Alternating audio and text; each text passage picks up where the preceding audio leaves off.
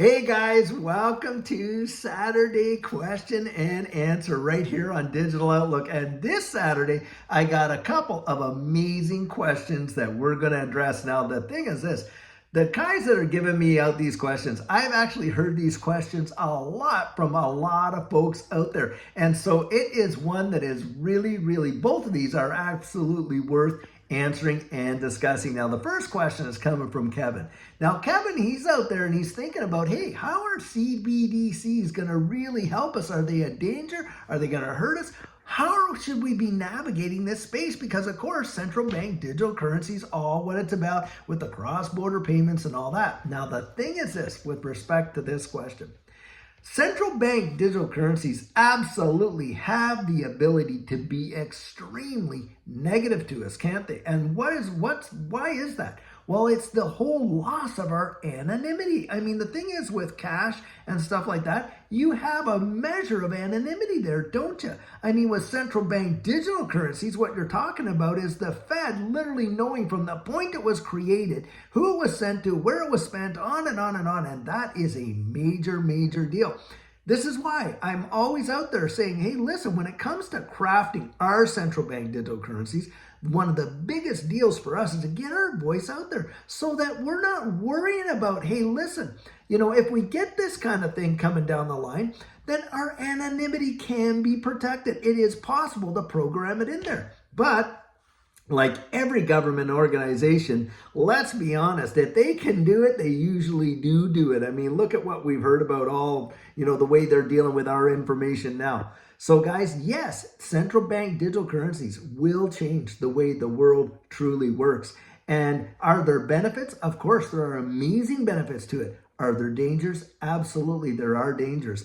But this is where, in these democratic elected countries, we want to get out there and advocate, and support those advocates that are already in Congress saying, hey, listen, I'm not so sure that we want a CBDC the way that which these guys over here want it. And that's exactly why we need to get it out there. So yeah, there are definitely pitfalls and things that need to be ironed out. Now, in other countries around the world, remember this. They are absolutely going to do their own thing. We know that China is adding social controls to it. And that's another thing too. With central bank digital currencies, you're adding a new element to monetary instruments, aren't you? Right? You got that store of value, the unit of account, medium of exchange. Well, now you're talking about monetary controls being programmed right into the currency. And of course, there are definite dangers there. But guys, let's face it, central bank digital currencies are coming whether we like it or not. And I don't care what the candidates say. They can say what they like until they're in there and they realize, well, it's not, yeah, I said that, but it's not going to look like, it was going to be worse if I didn't get in, and on and on and on. And that's how it's going to go down. And so this is where it's so vitally important. And we understand now, having said that, I'll say this. And this is leading into the next question, because the next question is coming from Jason, and his concern is that, hey, perhaps Ripple is tied too closely to the WEF and the Bank of International Settlements and European Central Bank and on and on and on. The thing is this. XRP could very well represent an alternative to utilizing the central bank digital currency system, can't it? Because, hey, there's a unit of account, store of value, unit of account, medium of exchange, and on and on and on. And we may very well be able to utilize some of these distributed ledger technology networks that are outside of CBDCs to transact. I mean, right now, even in the current fiat system, you got people earning their XRP or their salaries in XRP. They're getting paid in XRP. You can definitely go out there. You can pay taxes with your XRP, purchase things with XRP, on and on it goes. So that may very well be an alternative. Now, having said that, to answer the second question, because it comes from Jason, I don't think it's as bad as what you think. Guys, the deal is this. If we want to see regulatory clarity in this space and true institutional adoption on a major level, then we're going to have to play with all these big players out here, aren't we? And that includes all the central banks, European Central Bank, the Bank of England, Bank of Australia, Bank of Canada, of course, the Federal Reserve.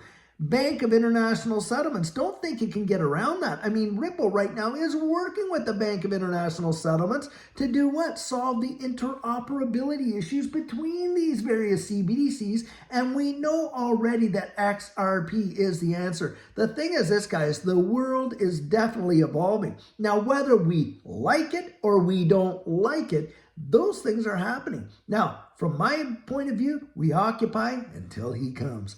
And at that point, listen, we look at some point, even with the current system, and we're dealing with our Social Security and all this and that. You don't think we're all numbered out now? Sure we are. They know exactly who we are, where we're at, this, and this, all of our tax information, our healthcare, education, and on and on and on.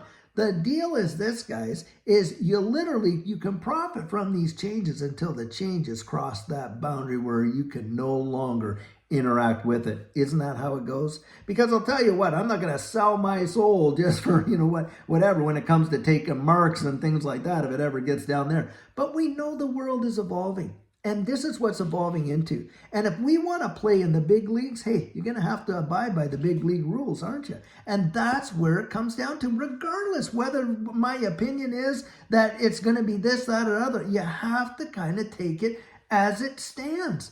And that's the reality of it. Now, when we're talking about, this change in the wide world, and you're talking about the tokenization of securities and of all these other things, that is massive. The world is changing.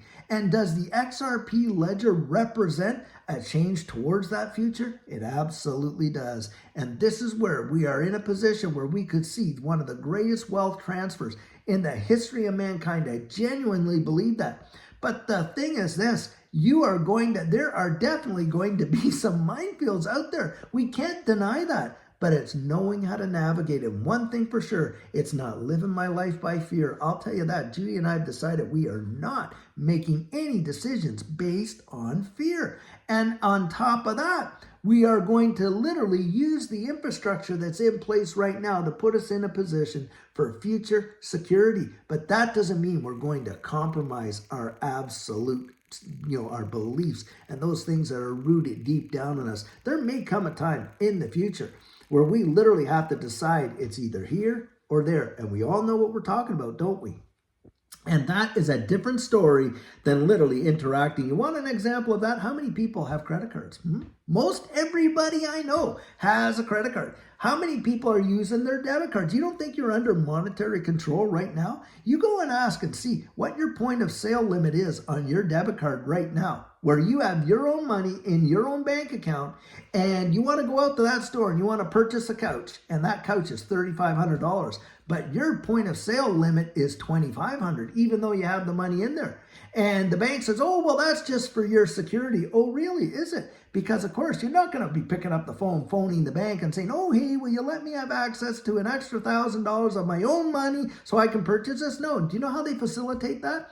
They give you a credit card, and the limit on that is $25,000. Now you can buy your couch, can't you? But they don't want you using your money. They want you using their money. Why? Because they know very well, guys, that it's a whole lot harder once you bought it to go back home and make sure you make that $2,500 payment on and on.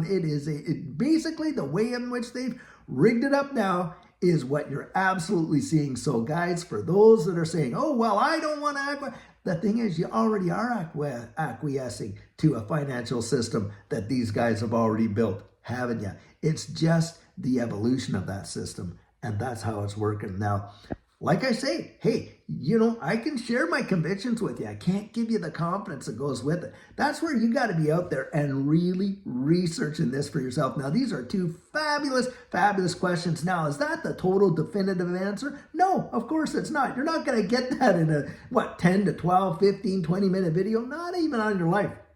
But you can go out and really research it and find some of these answers for yourself and make up your own mind. That is the beauty of being able to get out there and really research it. Well, guys, I sure hope that you really enjoyed this Saturday Q&A and some great questions. Keep sending them in. I'll tell you what, I will take other questions. Email them to me or put them in the comments and this and that. But I thought these two were big and it was well worth talking about. So I really hope you enjoyed that. And hey, remember, tomorrow we've we've got sugar on Sunday, and I cannot wait to just talk about some real nuggets of encouragement for this space. And until then, guys, have a fabulous one and take care.